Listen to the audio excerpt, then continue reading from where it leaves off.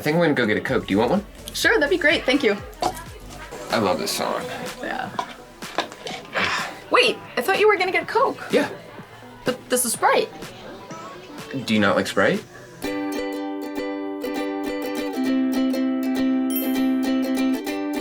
Hello, servus, and welcome back to my YouTube channel. My name is Feli. I'm originally from Munich, Germany, but I've been living here in Cincinnati, Ohio, on and off since 2016.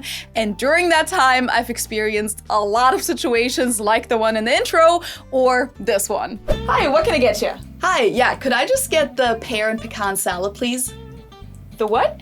The salad with pecans. Oh, the pecan salad? Yeah, of course. I thought you guys pronounced it pecan. People say it differently. Yeah. Oh. As a non-native speaker, these kinds of things can be super confusing at times, especially when you didn't realize before that there were different words for this, or that a term had different pronunciations, and you were sure that you remembered it correctly. Sometimes even Americans are surprised by this. Never in my life have I been so caught off guard by a regionalism for certain terms map. Tennis shoes? All of you say tennis shoes?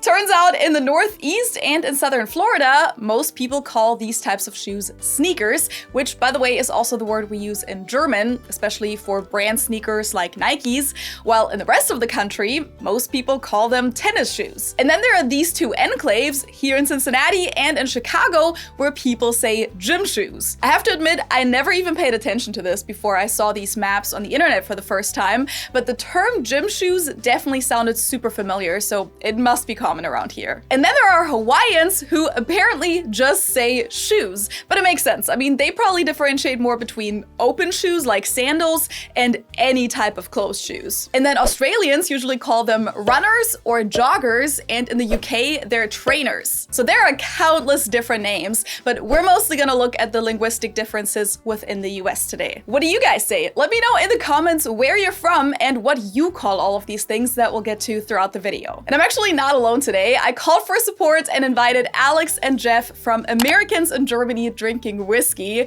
I'm so glad you guys are joining me today. Thanks for having us. As always, thanks. So where in the US are you from again? So I'm from the little state Rhode Island. I'm from California, a place called Scotts Valley, which is right next to Santa Cruz. Anybody know NorCal? That's where I'm from. Okay, so from two very different parts of the US, pretty much as far apart as it gets. And I'm also having Ben join me today as well. Could you just remind us where you're from again? Yeah, I'm from Kentucky. Kind of like dead in the middle between these two guys. Yep, this is not representative of the entire US, of course. This is just kind of like a random little sample of different parts of the US. But I'm very happy for you guys to join me today. Where do you live now, though? So now we're both in Berlin. Berlin, Germany, baby. And also several parts of Berlin too, so. Oh, okay. That's a whole culture shock as well. Yeah. And you've been living there for a while, right? Yeah, I've been here 13 years now, long time. And I've been here a little over 10 now, yeah. That's crazy. And yeah, you guys obviously talk about your experiences of being Americans in Germany, living there and also drinking whiskey there on your YouTube channel. The YouTube channel is called AGDW Expat channel, right? Yeah, you got it. Which of course stands for Americans in Germany Drinking Whiskey. The name was too long, so we were like, okay, it's time to just bring it. And you are drinking whiskey right now, right? From what I can tell. Of course, yeah. I don't think we've ever done anything in which whiskey wasn't involved somehow. Well, with this, in life, I don't drink whiskey at work. I mean, YouTube or podcast related, Right. Yeah. You guys may have seen these maps before. They've kind of gone viral over the last 10 years. Originally, they stem from this book called Speaking American, How Y'all Use and You Guys Talk by Josh Katz, based on surveys that he conducted in 2013. You can find some of these maps on the internet, but I actually went ahead and purchased the entire book. I think that especially because these maps are so popular, it's important to support the author who created them. But I also thought that the book was like really, really interesting. I spent a lot of time just like going through it. So if you're also interested in the book, I'm gonna put a link for you in the info box below. Okay, let's start with one of the most essential questions. What do you guys call a sweetened carbonated beverage? I call it a soda. I mean, if I have to remember, I would also call it a soda, but like in general, we would just call it a Coke. Like even if it was Dr. Pepper, Pepsi, whatever, it was like, oh, hey man, can you grab me a Coke? What about You a know what I Sprite? mean? Yeah, well, Sprite, we would just call it a Sprite. You wouldn't call that a Coke? No. Any cola is a Coke. Any brown cola, we would just call Coke. But I know like my grandma and grandpa who were from California used to call it soda pop. Soda pop. But that was before my time. In Kentucky, we say soda. Some people will say soda pop, but the further south you go, people will just say, I'm gonna go get a Coke, and it's sort of like a general catch-all for all sodas. What do you say most? I say soda. But when we first met, that I think was the first time that I ever heard anybody say, I'm gonna go get a Coke. I think we were like at a drive-thru or something. Yeah. And you said, I'm gonna get a Coke, and then you didn't get a Coke. Yeah. I think you got a Sprite or something. I don't remember. McDonald's Sprite. I was like, wait, I thought you were gonna get a Coke, and you said something like, yeah, Coke, soda, same thing. And I was like, oh, since when? Yeah. It's just a catch-all. That was new to me. Yeah. But you guys are perfectly lining up with the map then, except that I didn't really realize that some people in California say Coke too. But the red is where people say soda, the blue is where they say pop, and then the green is where people say Coke for everything. Oh. So it makes sense that you guys would just say soda. What's that random red region in the middle of the country? Is that Missouri? Yeah, that's Missouri and Illinois. And then as you said, Ben, some people also just say soda pop, which I guess was the original word, and then some parts of the US shortened it to soda and others shortened it to pop. But apparently the word soda has actually taken over by a lot since 1947. I think a lot of it might have to do with like TV and movies, because I feel like movies in like the 50s, like you watch Grease, Right. pop, Yeah, like it's got a a pop. milkshake. Yeah. Yeah. I feel like nowadays movies, I don't hear pop at all anymore, so maybe that kind of changed the cultural zeitgeist. Right. Or you go to the soda fountain, back in the day. Yeah. To get a pop. To get a pop. Exactly. Well, in Ohio, most people still definitely say pop though. Yeah. Now for these words specifically, there's even a website called popversussoda.com, which isn't related to this book, but it's like an interactive map for this word specifically where you can go and fill out the survey of where you're from and what you call a sweet carbonated beverage. Next up, how do you guys say this word? It's caramel. But now I'm getting influenced by other people. I don't know. I feel like this one's contentious for some people. It's caramel. It's car-a-mell, because that's how it's spelled. No, I don't know. Like. All right, what are the ingredients of a Snickers? You have chocolate? I think I have to say caramel. Caramel? Yeah. Interesting. I mean, that kind of lines up because on the map, California gets a little lighter here, but you still fall under the red area where people say caramel with 2 syllables, and then the blue is where people say caramel with 3 syllables. That fits. So I said it right. I said it compared to the map. I said it right. Yeah. I did not know I was in such a minority of caramel saying people. Yeah, but that red zone, there's like 3 people that live in those. No one's there. It's a fair point. Okay, let's go to the next one. How do you guys pronounce this word? Pajamas. Pajamas. How else would you say it? Pajamas. What about you? Pajamas. Oh, pajamas. Oh. Well, because, the bananas were in pajamas. Okay, now this is all affecting how what did you originally say? Pajamas. Pajamas, okay. Yeah. Is that what I said? Yeah, the show, Okay. bananas and pajamas. Pajamas, It's not okay. bananas and pajamas.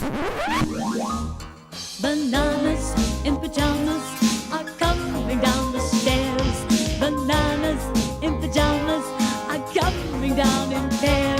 Let's see if that lines up with the map. So the red areas say as in father, so pajamas, as Ben said. And then the blue areas say pajamas with A as in jam. Where's Rhode Island? It's kind of near where the blue is. Let's see. Is it around the beacon? Ooh, it is blue. It's blue. It's blue. Yeah. Okay, so you actually matched California there. Yeah, it's like a little line of blue.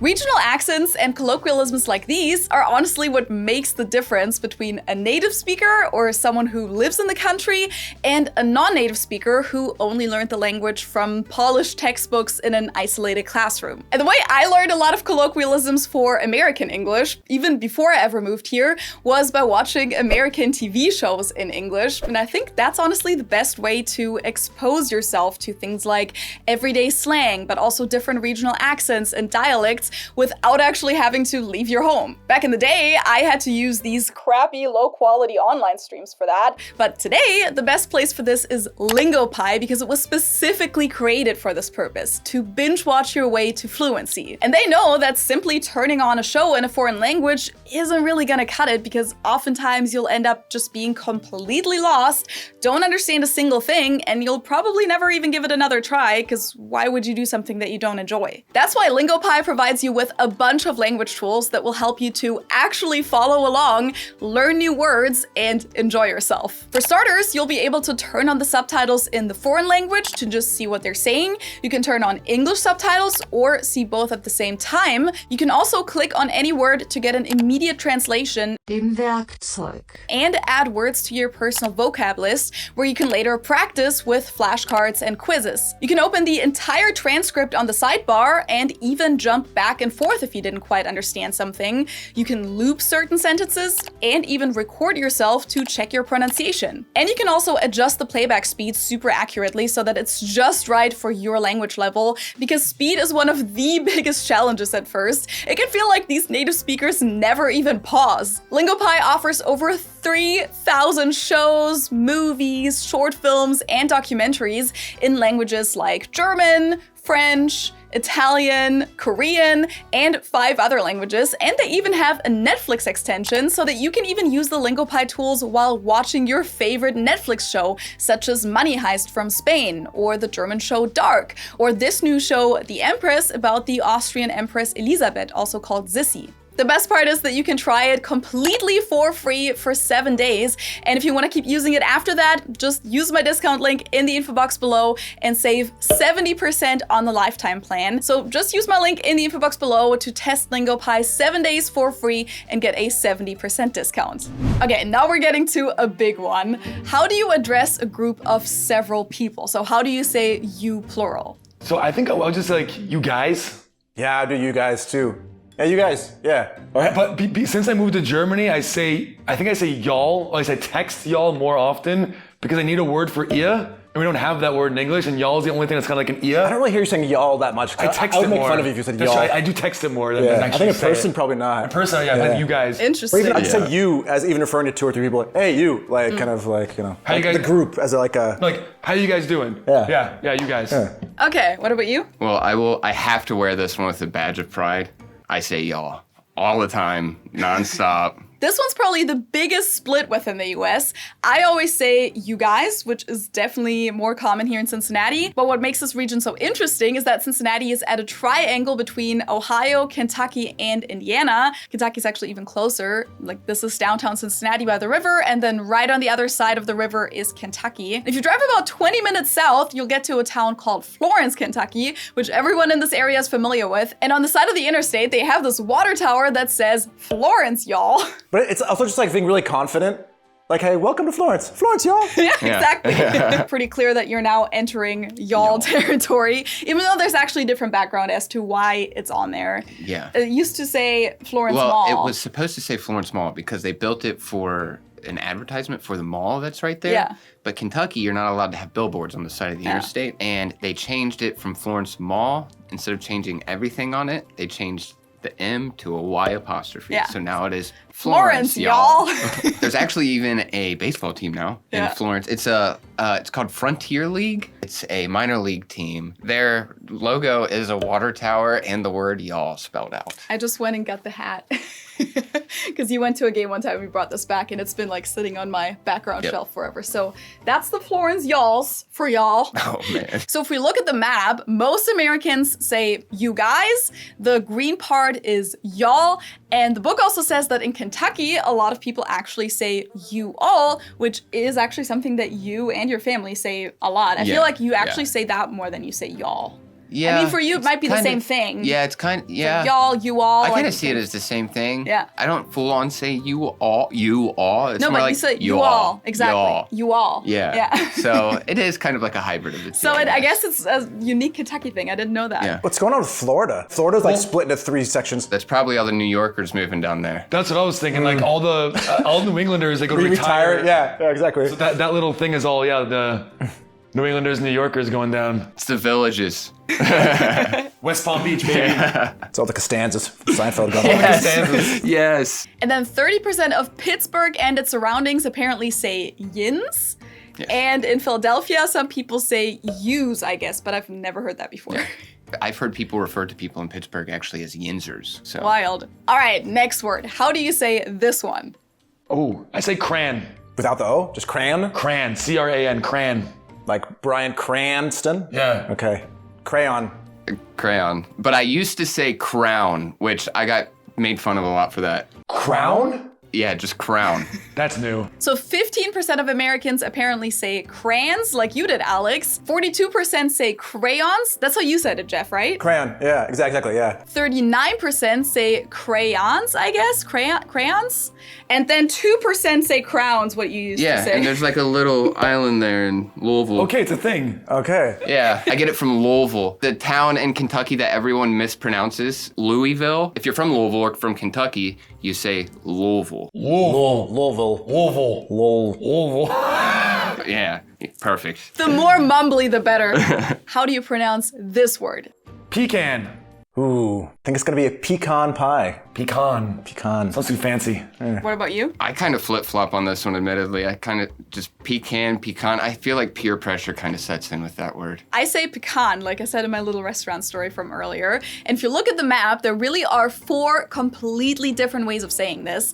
There's pecan, so the emphasis changes too. So pecan, like I said it, pecan, where the stress is on the first syllable, and pecan. I'm in the red zone, and I think you're in the green. In the green zone, baby. Pecan. I go more the Star Trek, like Wrath of Khan, like Right. pecan, Yeah. like. Moving on to the next one. What do you guys call rubber-soled shoes worn in gym class or for athletic activities? Running shoes? Sneaker, you mean? That's the question. Is it a sneaker? For me, a sneaker is just any rubber-soled. It's a sneaker. Like, it's not a boot, it's a sneaker. Yeah, but what did you say for before? athletic things, it's a running shoe. Yeah, but a sneaker is a running shoe. Like No, running shoe's a sneaker, but a sneaker, like, No, but every running shoe is a sneaker, but every sneakers were sneaker's meant to be shoe. running shoes, but people started wearing them as just like walking shoes. Like Vans, for example, is just skate shoes. Still sneakers. I wouldn't call a van a sneaker. What would you call it? It's just a van. It's its own thing, man. Like, because it's a like low Airwalk, top. Osiris. A sneaker has to be a high top, not a low top. Like. What? No. Yeah, and for my deal. So like yeah. a low top Air Force One isn't like a low dunk? Yeah. Oh, that. All right, well, I'm getting destroyed. What do you say? I say gym shoes, which is kind of odd. Gym shoes. So if we look at the map, most of the US supposedly says tennis shoes, which neither of you okay. said, so I'm not quite sure about that one. Blue is where people say sneakers, so you were on brand, Alex. And Ben, you fit in with the Cincinnati-Chicago enclave of gym shoes. You were supposed to say tennis shoes, Geoff. Yeah. Tennis shoe? I mean, yeah, like when I was a kid, people said tennis shoes, but, who actually plays tennis, So it's like, eventually I think that died out in the 90s, because I feel... People play tennis. But not enough that, like, every sneaker's a tennis shoe. That's basically what they're saying. You know what I mean? So Yeah, I was like, actually gonna ask about that. Maybe this goes out to the viewers too then. So something like this, I would always call a sneaker, and when someone says tennis shoe or gym shoe, I would only think of this type of shoe. So I wonder if people also say tennis shoe or gym shoe to these type of shoes that are more for fashion. I know what you mean. See, yeah, like the first one I would always think sneaker. Yeah. But the second one I would 100% call always a running shoe. Interesting. That's not even on the map. I guess we're gonna have to call Josh Katz and let him know. But I guess Australians actually call them runners, which is kind of similar. We also call them kicks. My kicks. Oh yeah. Yeah. If you're in the... At least like 2004 when you wanted to be cool and listen to Nelly, Okay, next up, how do you say this word? Syrup. Yeah, I say syrup. Syrup. Oh. Like cereal, like Syrup. Syrup. I think I said syrup. I say syrup. Syrup. You say syrup? No, like syrup. Syrup. Syrup. I say syrup. I can't tell. Syrup. So how Alex said it? I don't syrup. So the book says Americans are split fairly evenly on the question of whether syrup is pronounced, see, I say syrup, I guess, syrup or syrup, with a less stark geographical divide than for many of the other language splits in this book. A slight majority goes to syrup with 53%. The long E, syrup, is rarer, 36%. Concentrated in southern New England and the mid-Atlantic states, most strongly in Pennsylvania, just north of Philadelphia. This is wild. I'm questioning everything I've ever said in my life now. What do you say when someone sneezes? Bless you. Yeah. Yeah. Bless you. Oh, for me it was half and half. It was bless you or Gesundheit. Oh, okay. That's funny because I've heard people say Gesundheit here, but I always feel like they say it when they kind of want to be funny or just kind of change things up every now and then. But I didn't realize that people in California would say that. But I was actually surprised that according to the book, 18% of Americans say Gesundheit instead of bless you. That's a lot of people. I think where the Bay Area is, there's some yellow, which is the Gesundheit. So that makes sense because that's where I'm from, Northern California. So that makes sense why we had the Gesundheit. Because we had more German immigrants probably in the San Francisco Bay Area because of the gold rush and everything. It makes sense. Interesting. And then like 6% of these jackasses that say nothing. And apparently of the people that say nothing, it's more men than women. That sounds about right. I believe that. What do you call this? That was what I was thinking about. I call it a bubbler. Bubbler. Oh yeah, you told me that. I had never heard of that in my life until I met him. The bubbler. But bubbler. I call it a water fountain.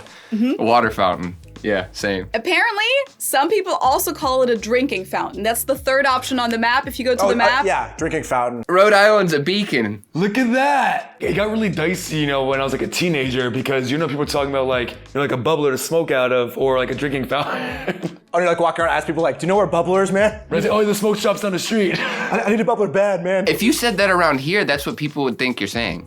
Wait, I didn't even bubbler. Well, if you ask certain people. It's slang for a bong or for what? Yeah, for a pipe that is... It's pipe? like a pipe mixed with a bong. I hadn't heard that term for either item. If someone had said that to me as like a naive German, I would have thought it's some kind of kid's toy or something like that.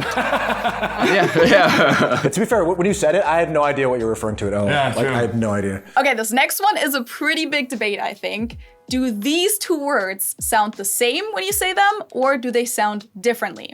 Caught and caught. Caught. For me, no. Because caught, your mouth gets wider on. Like caught. And then caught. I agree. So No, but say them separately. the first one I would say a caught, and the second one is caught. So they sound differently. Yeah, I caught something. I caught the caught. Yeah, but you're saying the same word twice. No, I'm not. Yeah, you're saying caught and caught. No, I hear a difference. Here's the difference. Okay, but for me, I hear you're saying the same word. Yeah. Wild. Are you saying it the same then? I wouldn't know how to say them differently. Like it would just be caught and caught.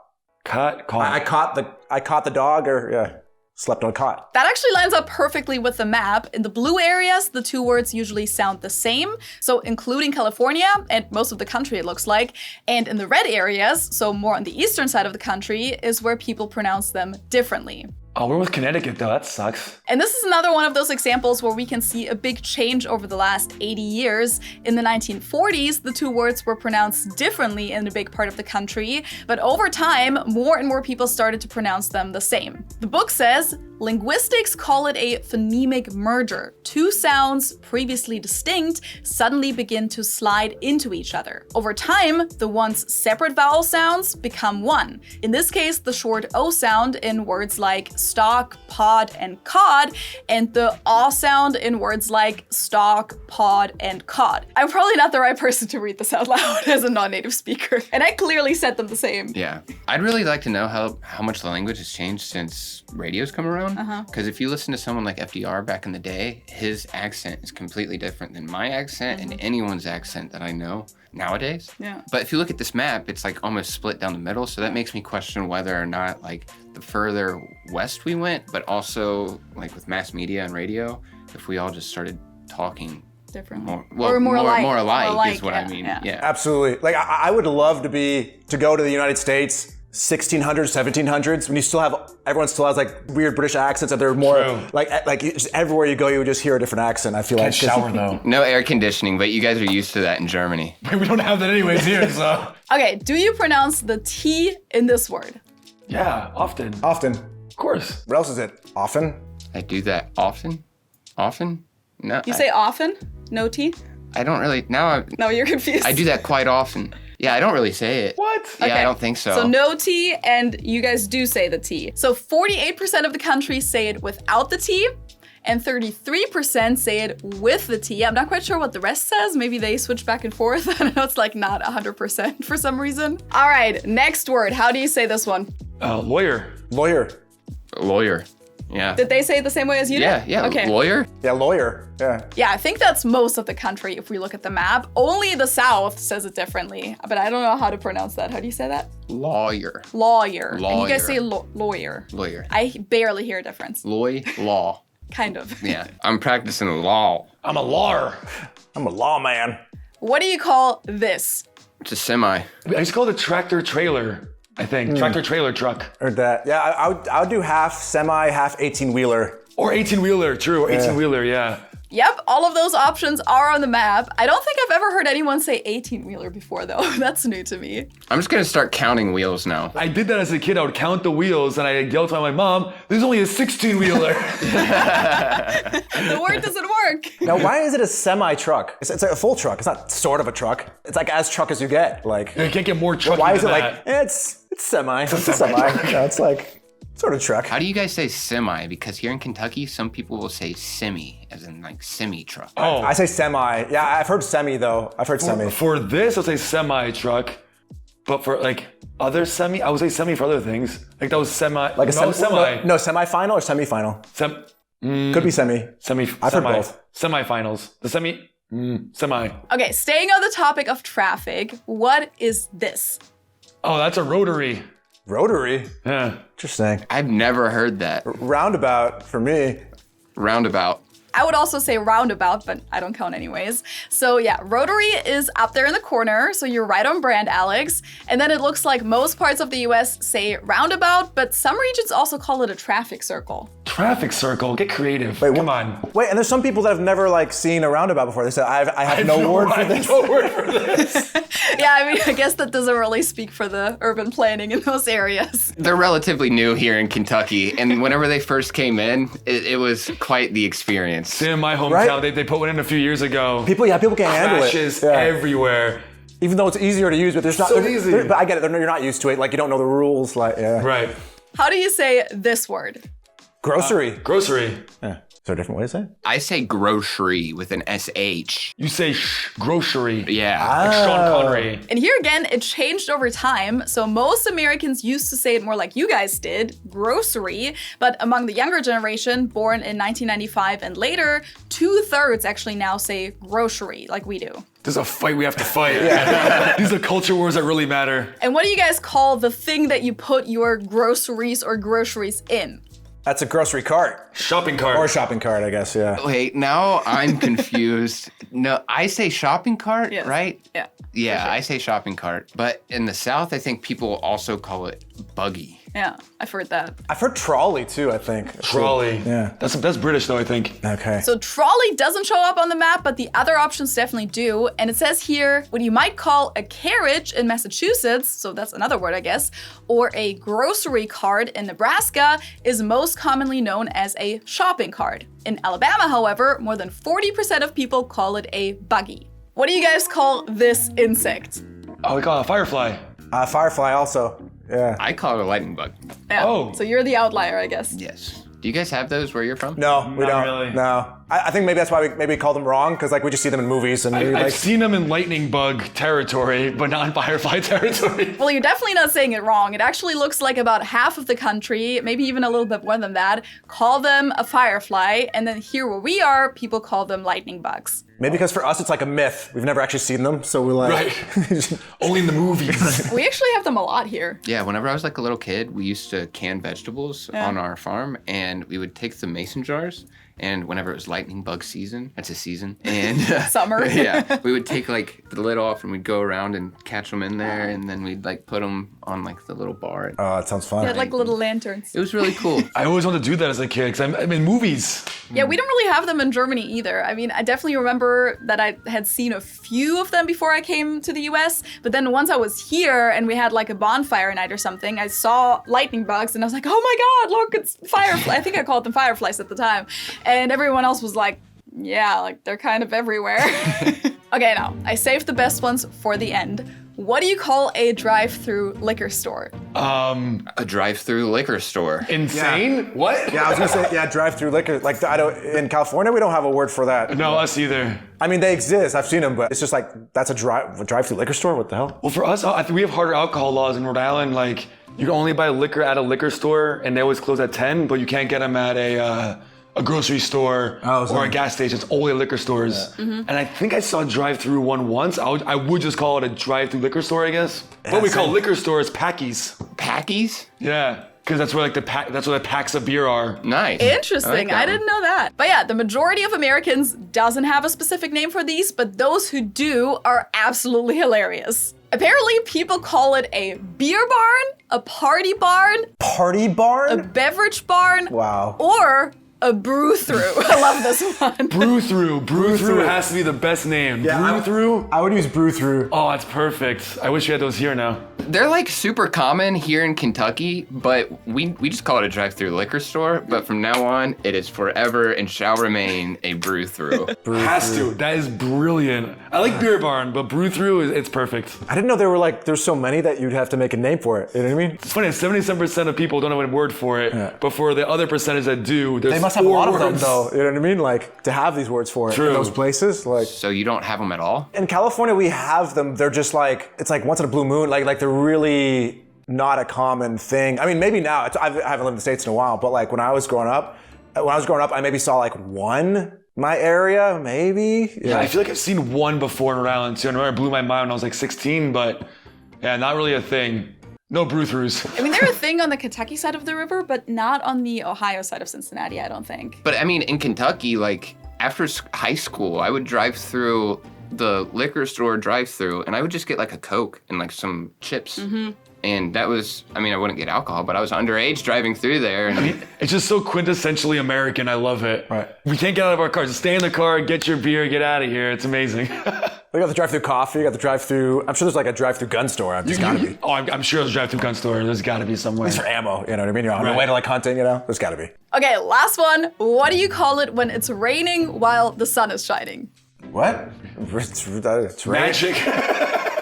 I don't know. It's something pretty. I've heard the phrase sun shower before, for sure. Okay. Oh, that's pretty. So yeah, most people don't have a word for it. Some parts of the US do call it a sun shower, like you said, Ben, which I didn't even know before. And then in the deep south, apparently they call it the devil beating his wife. Oh my lord. Yes. But it's something nice. Why is it the dirty South? I don't know. I mean, it must have some religious background, I guess. We're definitely gonna need some more explanation on this. Yeah. I mean, I didn't even know the devil had a wife. So Yeah. Who knows? That's Well, true. not anymore. I mean, you just beat her.